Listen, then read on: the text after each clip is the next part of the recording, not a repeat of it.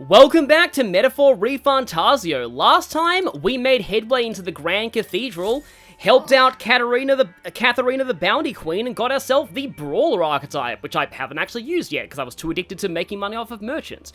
This time, there's very thick magla on this floor, and we're gonna start facing some stronger enemies and some undead. But we need to get to that Necromancer, and soon. Yes. Yeah, I want to show off all these conversations, because you get talk like that, where, you know, they actually reminisce on Katharina's friend. And by using travel elsewhere, we can warp back to the first floor. This is how you... Okay, you know what? I actually might as well show this off now, just because I think it's an important skill to learn for this dungeon specifically. It's a boring skill, but an important one nonetheless. By going back down here... What now? And by putting a mage on Will. The Elementor is not respawned, so no getting extra mag there, but everything else has. By going back down here, respawning the enemies, and running around and fighting them all in the field again, you can easily refill your magic with Mage's hero passive. Now, the Excess Knuckles are actually worse than what we had before. Exorcist Knuckles, there's a Sonic Rumble skin. But yeah, they're worse than we had before, but they can still be purified. I feel like you're expected to do this dungeon over several days and purify the Exorcist Knuckles as a church, because I have a feeling they give you a bonus versus Undead if you do. Now this chest right here is... It's locked. Yeah, it's a little too good to be true to just have it out in the open like that. In fact, you'll actually have to go out of your way to somewhere to get the key. And this door is shut from the other side. So yeah, I do like this kind of dungeon design where... It forces you to make your way around to the other end, but once you open that door, you have a convenient shortcut back to the start of the floor. And it's very justified in story by having the door locked from the other side. But we have zombies, or more netto as they're called in this universe, but they're zombies. Kind of like how, you know, Warhammer Age of Sigmar had to call zombies dead walkers because you can't trademark the name zombie, but like, yeah. I'll just fully stress that, like, I haven't played it myself. I don't hate Age of Sigmar. I know a lot of people do, but, like, looking at it, like, competitively as a game, it looks a lot better than 40k. Damn it.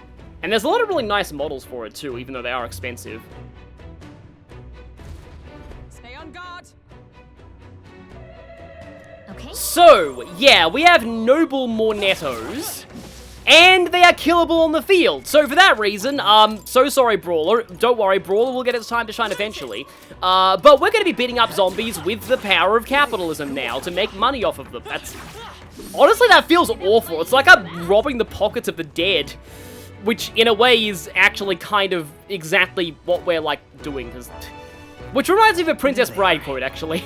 The whole thing with all dead, there's only one thing you can do. Check their pockets and look for change.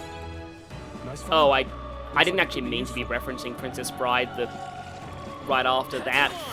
I didn't even know that guy directed Princess Bride, so when I found out, I was like, wow, that's really, really tragic that we've lost him. But yeah, and here we have medicine and more of those zombies that I can whack with an abacus. Yeah, get used to being ambushed by... Okay, are those ones? I wonder if these ones are... Oh, no, they're still blue. They're still blue. I feel like they wouldn't have been blue if I hadn't done the Belega corridor, though. So I might manually fight some of them. Now, I can't get into this at the moment, but you might notice there's a conveniently placed other room behind it. So we'll have to be on the lookout for crawl spaces with our phase sight. Which are often hidden behind barrels, so take note of that. Now, one of the fantasy monster types that I do want to talk about when it comes to archetypes and fantasy is zombies. I've got a lot to say about the archetype of zombies, but I also want to talk about the damage formulas in Metaphor ReFantazio. Because they are actually quite interesting, especially since last time I mentioned that I was able to do quite effectively against those enemies with magic, even without a magic build on Will. And that is mostly due to the way the damage formulas work. Because let's just say that stats don't really determine the entirety of your damage. They actually create a multiplier to your damage. So the damage formula is in 2 parts, or 3 parts if you're using a skill. So the first part is taking your weapon's attack power. Oh yeah, I was like, why is the squad icon popping up? Oh, because they're zombies. But yeah, so firstly, they take your weapon's attack power, multiply it by a value that is different for every archetype. Okay, there's an Elementa here, and you know what we have to do to Elementas. It'll give me a good chance to actually, show this off, though. Yeah, I think I still want to be on healer for you for a little bit.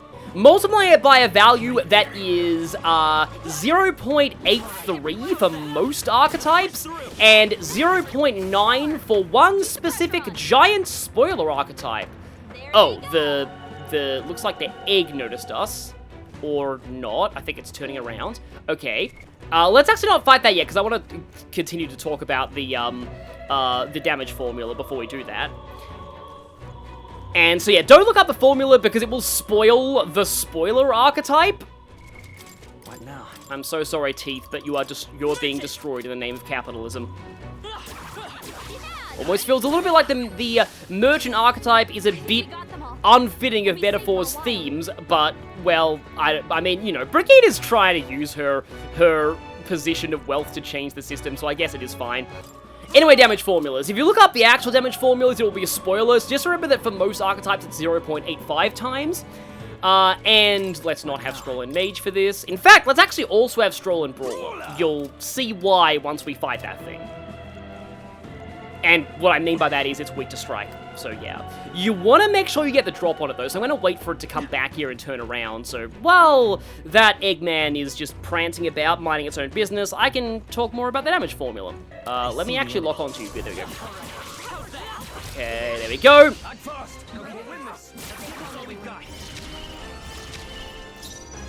So then if you're using a skill, like, for example, Meteoric Fist, then that skill's power multiplies your weapon's attack power following this formula that I'll be showing on screen right now. If you're using magic, it's also, you also add a magic power factor based on your magic stats. It's okay. That damage is additive, not multiplicative. Oh, healing. Which means that it doesn't really affect a whole ton, but, like, just remember that.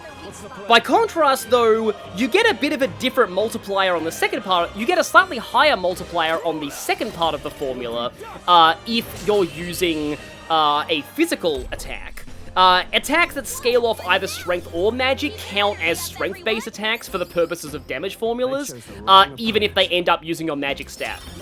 So in other words, they won't get the magic power factor, and they'll use the 1.8 multiplier in this phase, instead of the 1.7 multiplier that magic does. So what I mean by this phase? Well, in this phase of the damage formula, you know, I think I can actually keep Stroll and Brawler for the moment, since we're fighting a lot of Undead. I imagine that would be of use.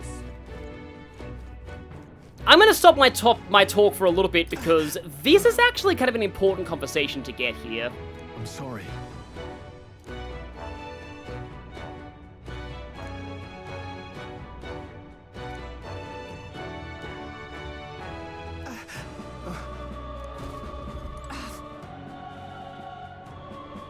Yeah, so this guy thought that it served everyone there right because they didn't follow Sanctism, so it's just kind of an interesting thing where it just goes to show that some of these people definitely hold iffy views on people being part of this state religion that discriminates against people, and yeah, their feeling towards the Luisian soldiers there is a bit... You might not necessarily agree with it, but at the same time, there are also victims here, so... You know, I still feel bad for getting killed by a bunch of, like, walking corpses. Still a horrible way to go. That would normally be the perfect segue into my talk about zombies, but I want to finish my talk about the damage formulas. So this second half of the damage formula is the part that counts your stats. And instead of stats being a major factor in, like, actually, like, in your actual damage, Nice find. They instead create a multiplier to your damage. And this multiplier can get pretty high, like almost like up to double damage or even 1.8 times.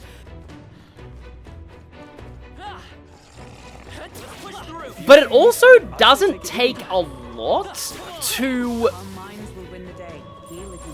not have a negative multiplier, if that makes sense. In fact, 30 magic and slightly less strength, I think like 28 or 29 strength, is enough that you will never have a negative damage multiplier, even against enemies with 99 endurance. So you can still deal good damage of like either physical or magic, even with low-ish stats in those respective areas. So don't be afraid to mix and match your archetypes, even if you're going for one offensive stat in your build over another. As you saw in the last part, I still did some pretty good damage on Will with Mage, even though I'm using a strength build. So before I go in there, the room of exclamation mark, I want to just fight some more things in here. Right there. Our minds will win the day. Heal you must. Okay, yeah, we are kind of low-ish. It can get annoying sometimes when your party members will tell you to heal after battles, but the reason why they do that is because you can still, like, die from just accumulated regular enemy attacks during field combat. And they just want to make sure that you don't, do that. Now, that right there is something important that we'll talk about later on, but for now, we're gonna go over here, as inside this room, there's gonna be a horde of undead inside that room, and for that, I'm gonna go healer Will, just because it'll get it closer to rank 10 for Moore's request. I don't really intend to go full-on healer on Will himself, but I do want that quest completed for Moore, because it is actually a very convenient one to finish as soon as possible. As I thought. Yeah, we have a whole horde of undead here. They're actually divided into Soldier Mornetto, Noble Mornetto, and Civilian Mornetto. But all of them are pretty similar. They all don't like light attacks. They are weak to strike because they aren't skeletons. However, I do have access to Energy Ray.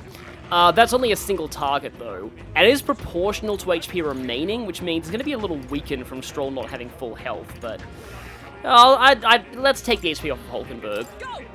This is overkill, but I want to show it anyway, because basically it's a Kamehameha. Okay. With the kind of media that I'm interested in, it's actually should be pretty surprising to a lot of people here that I've never actually really seriously watched Dragon Ball. I think I saw one episode, like I caught one episode on the TV at a friend's house, and guess what? It was the episode where Goku spends the entire episode charging the Spirit Bomb. So that didn't exactly do a good job of hooking me on Dragon Ball, just saying. Yeah, I think it was one of those things that, like, my parents just thought it was too violent for me back in the day. I also feel like I've talked about this in another Let's Play, but, like, you're never gonna, have totally original topics when you've been doing this as long as I have. Yeah, I recently found out that I've been doing this for 17 years, which means I've been officially on YouTube just as long as I have been off it. I've spent half my life making YouTube videos. So thank you, everybody who's still watching, because seriously, wow, that's pretty surreal. Everything all right? Okay, yeah, once again, we've gotten to somebody, a little too late. The treasure. Well, at least he's... Look. At least he's entrusted it to us, so we're not going to really feel bad for looting that chest and likely keeping its contents forever. And it hopefully would be something pretty good, though, because this chest was double unlocked by optional content. First, you had to find the key in an optional room, and then you had to go to this optional room that key unlocked, and get the chest key from this guy. Isn't that... But in order to reach that chest, we're going to have to make our way past that crystal, and for that... Okay, how do I do this? Healer has a terrible field attack, in my opinion. Brawler is a little awkward. It kind of requires you to get really close. I'm actually liking Merchant's field. I know that a lot of people on their first playthroughs of this game really, really swear by using Protagonist Merchant. And this is my first time doing it, and it is really good. I'm liking it a lot. It's a better arc than I expected for its field strikes. And it makes you money.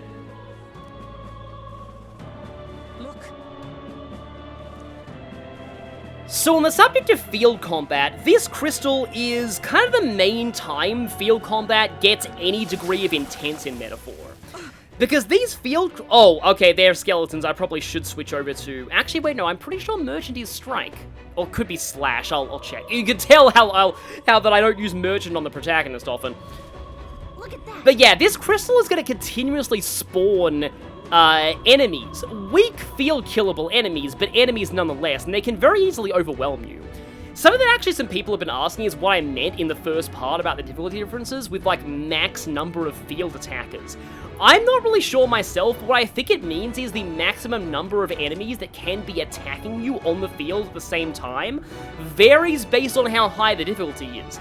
On the lowest difficulties, only one enemy on the field will be attacking you at once. But yeah, the crystal will summon new enemies until it's broken. You can either prioritize destroying the crystal, or you can try and grind off of these enemies. For example, if you want to refill your MP, you can run around with Mage and whack the skeletons. So, okay, yeah, they are blue, but do be careful of being overwhelmed, especially by the skeleton archers. That didn't say weak. No, it is Strike, though. Okay. Ow. Yeah, I was in an attack animation at the time, so there was no dodging that for me. But yeah, so, like, there's a bit of a risk versus reward here. You can try and just, like, you know, let this crystal spawn a whole bunch of enemies so you can run around and just keep getting some experience off of it. Or you can just go ahead and, yeah, you'll see that 2 enemies attack there. That's like a hard mode thing. Or you can just attack the crystal itself. Now, there's a particular way that I really like to do this. Also, once the crystal is broken, every enemy that it's summoned will just spontaneously collapse. You found something. Which makes sense if it's a thing that's spawning undead, because that's usually how it works. Undead typically have no will of their own, they're just magically animated by necromancers. In a way, I often consider undead in fantasy to be the equivalent of robots in sci-fi. They're essentially just machines, but they're made out of dead people. Which sounds really disturbing when you put it that way, but it is kind of similar. It's like the idea is no will of their own. They're just puppets being controlled, but rather than being animated by electricity and code, they're animated by magic. So in here is an igniter. And this thing, I believe, leads to something else that's optional within this dungeon. So yeah, there's a whole web of, like, even like this first major dungeon is just such a cool... Just, like, there's so much to this place. I love it. I will admit, the design of this place is very Persona 5. The dungeons, and I hope this isn't too much of, like, a spoiler, the dungeons do get considerably less P5-ish the further you go into the game. This is by far the most Persona 5 the dungeon design gets, for better or worse. So, that is something to keep in mind. But it does mean that this one takes a long time, and nope, I can't see a crawl space, which means that, yeah, there's going to be more on the other side of this. But yeah, now that I've started to talk about undead, we're mostly facing zombies right now rather than skeletons, so I do want to talk about my thoughts on zombies in terms of, like, fiction.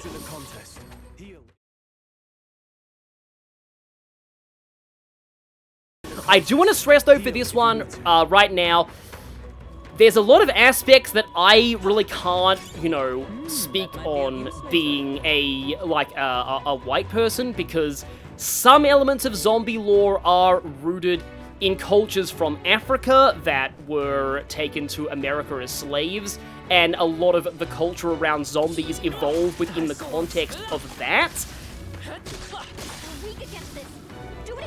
And that is, it's incredibly tragic, but it's also it does contribute a lot to the lore of it, because zombies are interesting to me, because skeletons, which I'll talk about in the next part, I feel, because skeletons are a very different type of horror to zombies.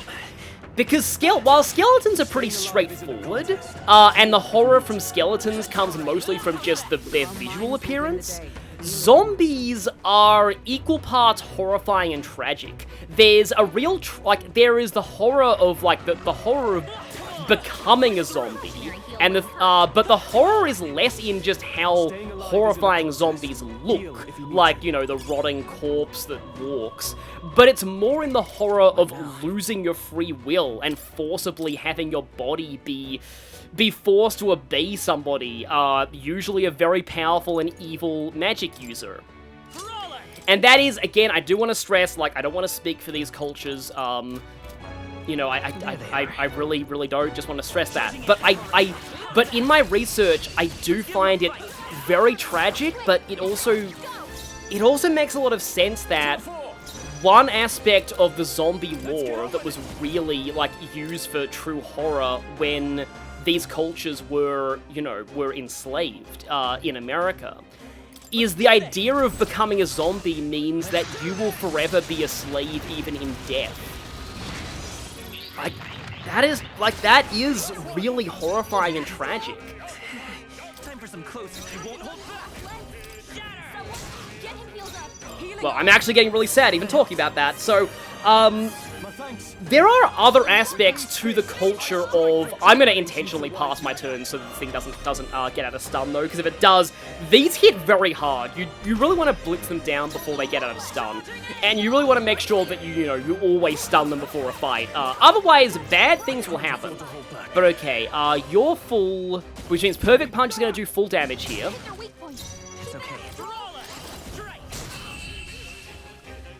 But they would not have been called zombies, but the idea of animated corpses as a fantasy monster dates back even earlier to Mesopotamian mythology and the Epic of Gilgamesh. So there, the goddess Ishtar threatens to... Ishtar is like one of the archetypal a-hole gods. Ishtar did some pretty awful things, the goddess, and one of them was during the Epic of Gilgamesh. I'll have to find the exact quote. If you do not open the gate for me to come in, I shall smash the door and shatter the bolt. I shall smash the doorpost and overturn the doors. I shall raise up the dead, and they shall eat the living, and the dead shall outnumber the living. I think I'd rather be leveling Knight on Hulkenberg at the moment, because Ironclad Bond's going to be a little more useful to me immediately than Healer's next skill that it learns. Good thing I stunned that before the egg got involved. There's a sentence. What a finale. Yeah, the idea of the dead, like, rising up, overrunning the world, and like, devouring the living and outnumbering them. Yeah, the zombie apocalypse story goes back to the Epic of Gilgamesh. Skeletons, I found out, were actually a much more recent, like, creation of human fantasy. But, I'll talk about that skeletons in the next part. There they are. This could be our chance. Yeah, downside of Brawler is you're gonna end up on low health a lot, so Brawler actually does combo reasonably well with Healer. Oh, that's not stun anymore. That's a problem. Can I kill you? I probably can't kill you with... This could be very bad. Very, very, very bad. I need to... I am gonna Great Fairy Dust. Please be gentle, Mr. Egg. Wind Breath? I forgot you had a wind attack. Yeah, Depraved Skewering is, painful. But okay, thankfully everyone survived that turn. That doesn't usually happen. I don't often see Stroll's, like, regular melee animation there, but Perfect Punch is not being great. I can still use Meteoric Fist, though. At the cost of both Stroll and Will being severely damaged, but oh well.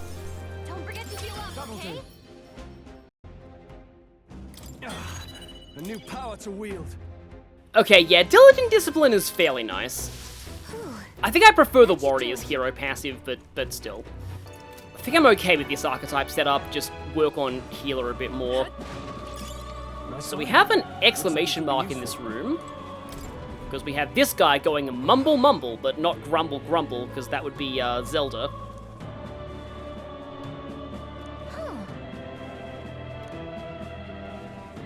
And I love the fact they're emphasizing that some people just joined up with Luis's army and didn't know what they were getting into. Exit through the storage room and you'll be able to make your way upstairs. And the people upstairs don't even seem to be calling for help. Either they don't care, or maybe most of them are skeletons by now.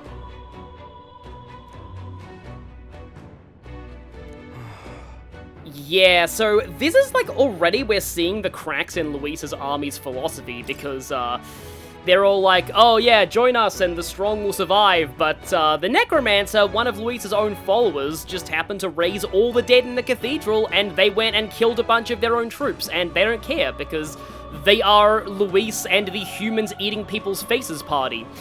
Like, seriously, the whole, that, like, political metaphor of, I never thought the leopards would eat my face, says the person who voted for the leopards eating people's faces party, that sums up Luis and his faction so insanely well. That I'm surprised that nobody, like, that I don't hear that reference more often when people talk about Luis. Right. I really hope that guy makes it out of this, safely, though, because, yeah, I always feel bad for the people who just join up with these factions and don't know what they're getting into, and that's why it's often, like, the Trails series has a lot of characters like that who start out as members of organizations like that, and I will admit, it was definitely better at redeeming those characters in the early, games in the Trails series than the later games, but still, I think it's, like, they do it quite well in the earlier arcs of the series. Watch out. So we have a save point here. Yep. But for now, I think I can afford to go a little longer. Right there. So this is the part where normal... Oh, okay, yeah, this is the part where the enemies are not able to be dispatched on the field. So, yeah, good thing I've got some healers in this party and also brawlers, because we have the Captain Malmortals. Much stronger skeletons that are weak to both light and strike, which we know from buying the Informant info, so thank you, Informant.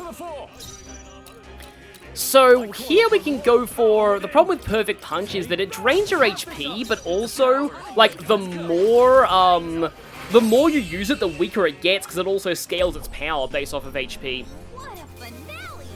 Keep your energy up, everyone. This area is far more intensive when it comes to skeletons, but I haven't finished my talk about zombies because there's still a lot more. I imagine that would be of use. Even though they're not actually undead, You found conceptually zombies also have a lot in common with the ghouls of Arabic mythology.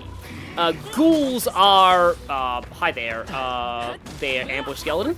Ghouls are cannibalistic demons that inhabit graveyards and, well, yeah, cannibals that eat people. Stay calm, everyone. I call upon royal power within. Brawler! I'll crush you. Now, we don't actually know the weaknesses of these magic skeletons, or the Curse White Nagiletto. Yeah, that's a mouthful. Lend me your flare. You hit their weakness. Is everyone all right? And they actually do take a bit of punishment before going down. Together. Yeah, this is about the time where I think I should be swapping Hulkenberg back into healer. Let's take you out, and then maybe this will go down? Only one left. Okay, well, I'm not even sure if this will finish it. Okay, it did, good. Looks like that's all of them. It's funny that Hama and Mudo are the two, like, spells from Shin Megami Tensei that kept their Shin Megami Tensei naming scheme, I have never known such height. and yet they don't have their instant death effects, so they're kind of Hama and Mudo in name only. So yeah, whole key's going back to Healy. And that'll give me access to Mahama, I'm pretty sure. So, the modern Western pop culture form of zombie, that began to take shape at the start of the 1900s, around the 1920s, with H.P. Lovecraft. Although he didn't write about, like, literal zombies in a lot of his works, he did write a lot about the resurrection of the dead and corpses kept alive, like the story Cold Air, which is where H.P. Lovecraft, in his history of being horrified by literally every single thing in life, made a story about how evil air conditioning was. Ready, Captain. Where basically a person who was already dead, like basically somebody had like a cold air filtration system in their apartment, and then eventually it breaks down, and then the protagonist notices a horrible smell coming from the room, and they walk in, and it's like, oh no, the guy was dead the whole time, and only the air conditioning was keeping him alive. Yeah. I'm very sorry that I talk about like real life, like racist stuff, and then also H.P. Lovecraft in the same video, but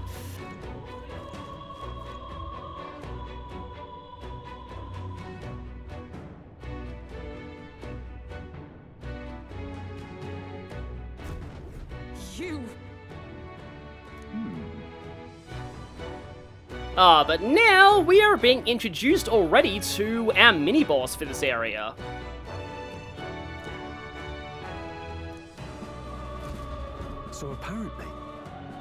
So apparently, there's a mage in this area that's raising the undead who isn't also the necromancer. Yes. And he might be one of those white clads, so yeah, we've got to be careful.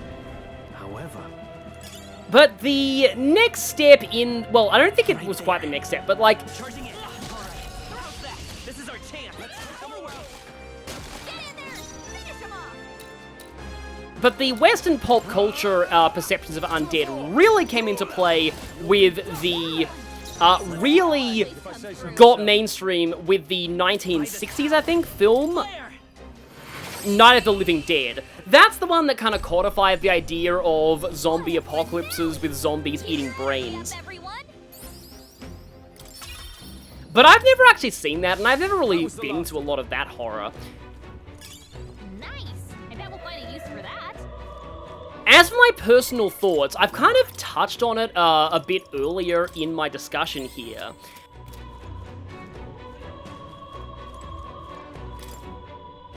But one thing that I feel about zombies when it comes to the horror of them is not just the fact that the idea of becoming a zombie, but even unlike skeletons, where skeletons in most fiction, you can fight them pretty much guilt-free. With zombies, as we've seen in this story with Undead Grius, there can be horror and tragedy in fighting zombies, because there's always the risk, and in fact, it's a very common trope in zombie stories, that you might encounter your loved ones as zombies. Whether or not they die during the zombie apocalypse itself, because, you know, everyone who dies then is going to just add to the ranks of the zombies, or their loved ones who died long in the past, but somebody revived them from the dead, and now you yourself might have to end their suffering. Like, that's a really... I mean, I don't mean to be like... It sounds really trivial to say that's a really tragic thing, but, like, you know, you can really see the tragedy of that. And again, we went through that with Grius. And that, I feel, is something zombies have when it comes to fantasy that skeletons don't. Well, when it comes to fantasy metaphors that skeletons don't. Skeletons, I think, are about something a little different. But I'll be talking about skeletons next time because I feel like we're getting reasonably late into this part, and I wanted to keep the My Fantasy Creature TED Talks, I suppose, just limited to one creature per video. Now might call for a Mahama. Although I am going through Will's MP quite a lot more than I probably should. What a finale! And I'm mostly doing this just so that I can level it up for more. Just one more to go and I'll be able to turn that quest in. And then I'm going to focus on Brawler for Will. Kind of interesting, like, going through my MP and then I'll pivot over to Brawler to fight without MP. Yeah, this Silver Endurance +1, Agility +1. Does anybody have anything... Why do you have the Silk Hat? Oh, I guess because of Mage? I'm not sure. But I can put those on you. Okay, I get why the game equipped the Silk Hat on you because of the magic boost for Hummer, but I'm not really using you for Hummer, so I think I'll actually... No, there's more defense on the Silk Hat. think I'll keep that.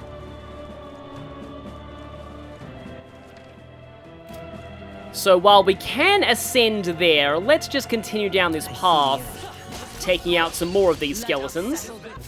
Don't let your guard down.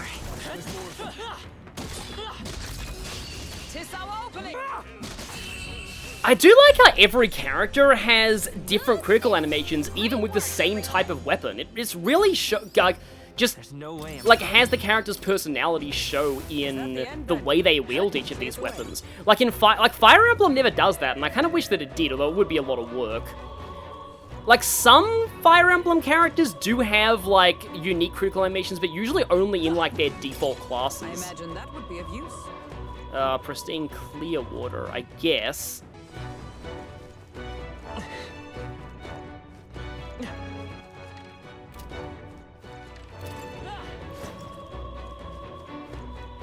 Aha! There we go. That's how you get to this section of this floor. We go through this crawl space here. Yeah, always be on the lookout for crawl spaces. Also be on the lookout for... I see you up there! I know you're waiting to ambush me, but fortunately, I'm an omnipotent player, and I can just immediately prepare myself to get the drop on you. You know, before I end this part, one final thing that I can talk about regarding zombies is how adaptable the core concept of zombies is to settings that are not fantasy and magic. Like, you see the zombie genre done very... Oh boy, that's an egg, okay. Uh-oh. That didn't actually mean to press that, and it being a mage white and an egg is, this could actually be a problem. Do have energy ray? Now, this is physical, so... Still only does half your health, though. Ooh, this could be a problem. But I suppose while I'm doing this, because I'm going to have a lot of time to do this fight. In sci-fi, it's often done via some kind of a virus, which I don't know why. I've always found the idea of virus zombies especially horrifying. Not so much in Resident Evil, because Resident Evil is just very, like, camp and very, like, over the top with it, to the point where it kind of wraps around to being funny rather than scary. But just take a look at this. It's forest. Oh my god. But a lot of the more, you know, darker sci-fi settings... Oh no, that's not good. Okay, good, she's still alive. That's fine.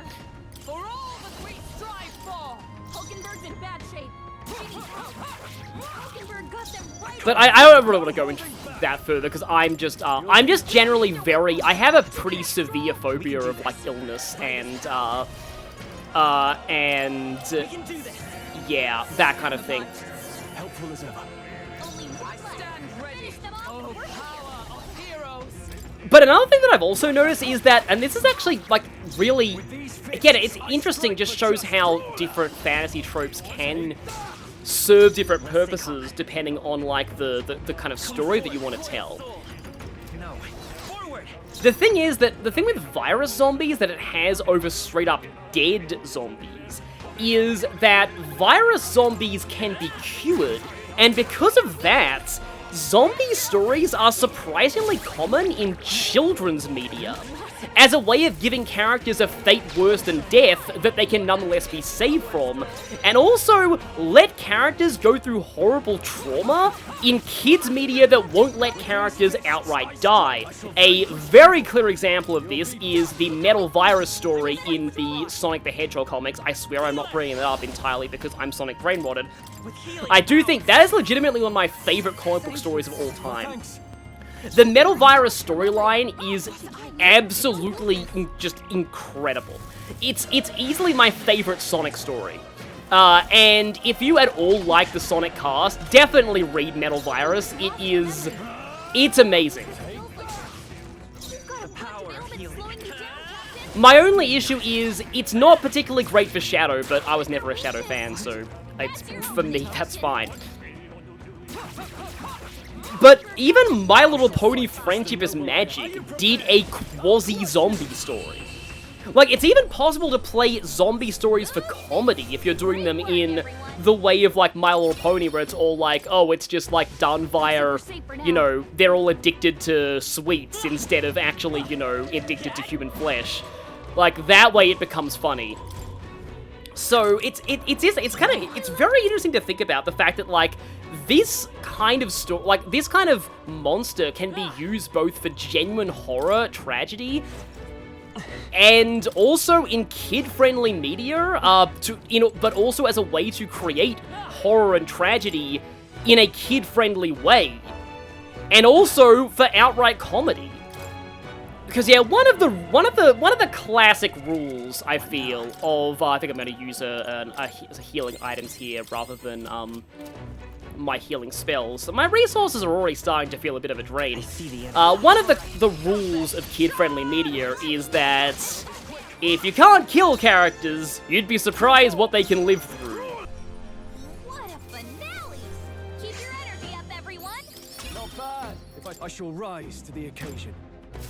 I think we're in the clear. Right there.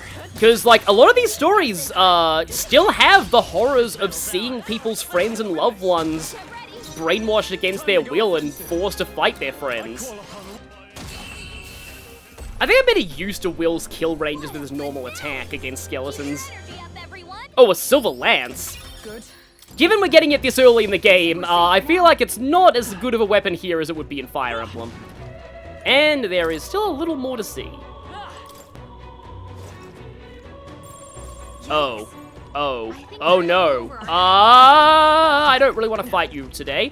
Let's just, avoid the literal Eggman. Ah! Keep it! Okay, yep, keep it, give me that. See a use for it? I say take it with you.